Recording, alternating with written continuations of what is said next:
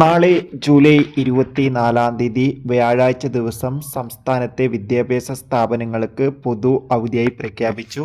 അതിൻ്റെ ഏറ്റവും പുതിയ അപ്ഡേഷനാണ് ഇന്നൊരു വീഡിയോ ഭാഗത്ത്. വീഡിയോയിൽ മുൻപ് വീഡിയോ ലൈക്ക് ചെയ്യുക, ചാനൽ സബ്സ്ക്രൈബ് ചെയ്യുക.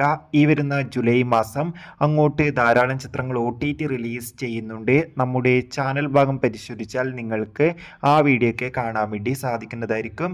സംസ്ഥാനത്ത് ഇന്ന് ജൂലൈ 23 ബുധനാഴ്ച ദിവസം ആലപ്പുഴ ജില്ലയിലെ മുഴുവൻ വിദ്യാഭ്യാസ സ്ഥാപനങ്ങൾക്കും പൊതു അവധിയായിട്ടാണ് പ്രഖ്യാപിച്ചിട്ടുള്ളത്.